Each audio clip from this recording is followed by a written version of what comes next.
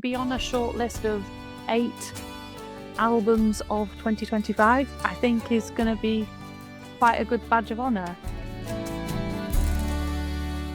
Kellie, wonderful to have you on the show, and very exciting about this award that we're very much involved in with Sound Roots. But I wonder, from your perspective, why you think this award is needed. Well, I think anything that we can do, those of us working in the industry, to shine a light on the incredible creativity and work that's being done by a huge range of artists up and down the country, for starters, is a really good thing to do. And to celebrate our music, to get it in the public eye, to really give some some respect and some thank yous to so many artists that are bringing out fantastic albums that that don't always get the recognition that they deserve, purely on a creative basis. I know we have the folk album chart, which is brilliant and does a really good job at creating the chart and getting the word out there.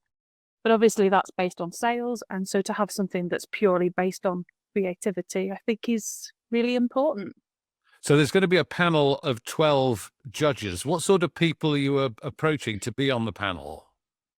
So I think firstly, we are looking for a very broad range of people from all over the country, from the UK and from Ireland. And a balance of people working in different areas of the industry. So we might, without naming any names because we don't have the panel finalized yet, but we might have broadcasters, we might have music journalists. We'd obviously like to have some musicians on the panel to have the input that only a musician can provide into this process. And perhaps other people working across, writers, artists, folk music enthusiasts, people from across the industry who can give a different view, so that we hopefully arrive at a consensus that really does kind of show the breadth of what folk music is in 2025. And what do you think the judges will particularly look for? What will you be saying to them is the brief, really? Yeah, so difficult, isn't it? Because we could think of loads of different criteria and ask judges to mark against things such as,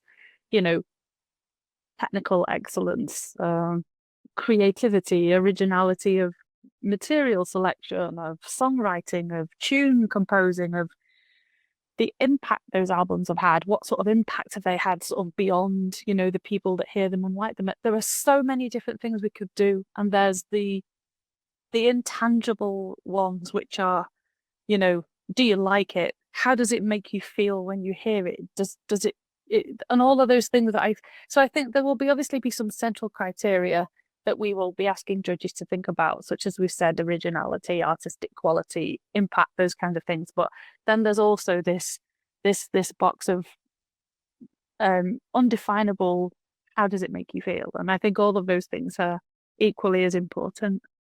I think the entry process is quite straightforward. There are more details at folkonfoot.com/award, and there's a form to fill out there. But there is also a fee of £50 plus VAT. Is anyone making a profit out of this?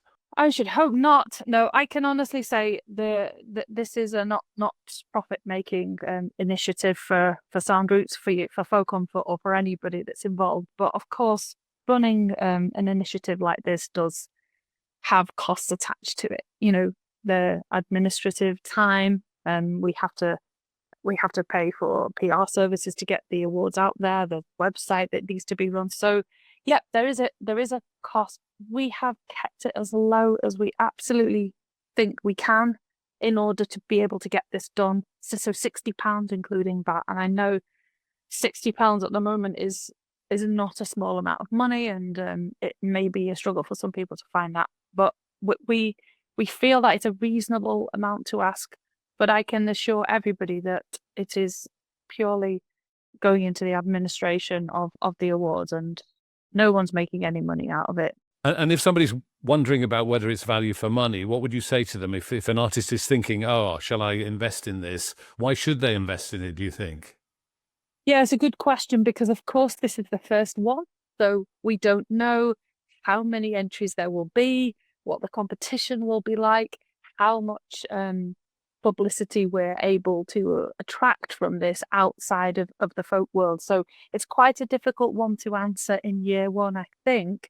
But on a very basic level, we talked a little bit earlier about the judges and the makeup of the judging panel. So, to be able to have your music heard and not just listened to in passing, but listened to with headphones and in some detail by, top journalists and broadcasters and people like that, I say would be one definite advantage that we know will be there.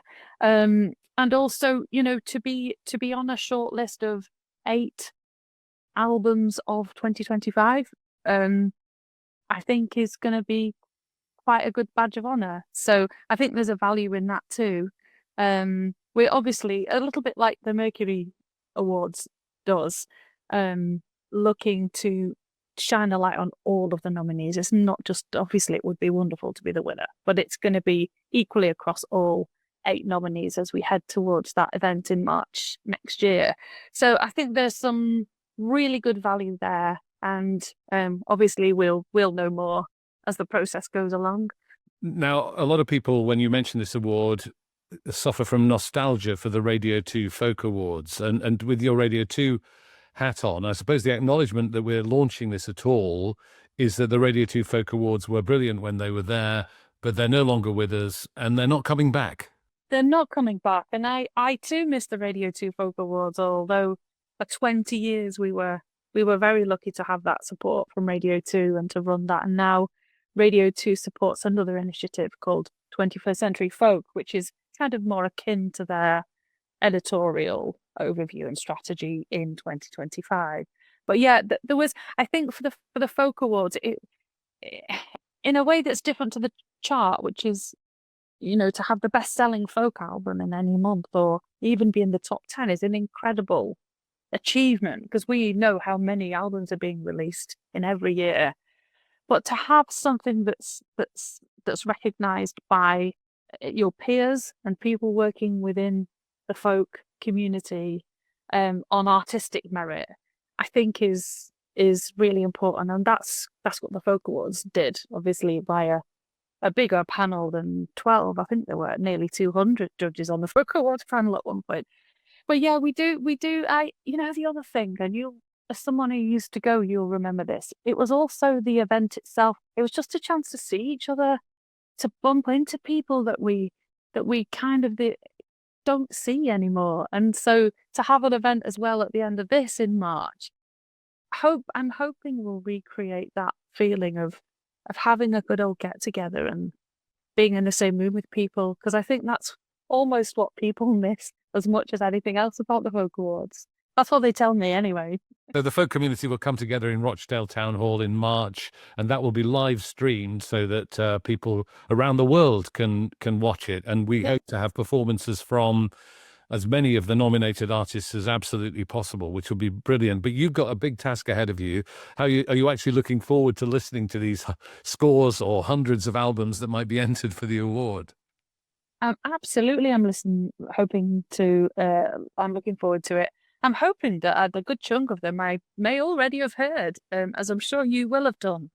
But it is a big task, and I think I know for a fact that anybody who agrees to be a judge on the panel agrees to do it because they are passionate about folk music, they're knowledgeable about it, they're committed to it, and they really want to help get this music to a wider audience and sort of shine that spotlight on it. So from that point of view, I can't wait to, get in a room with 12 like-minded people and talk about all this incredible music, which is coming in thick and fast by entries, I understand from David and the Sound Roots team. So very good.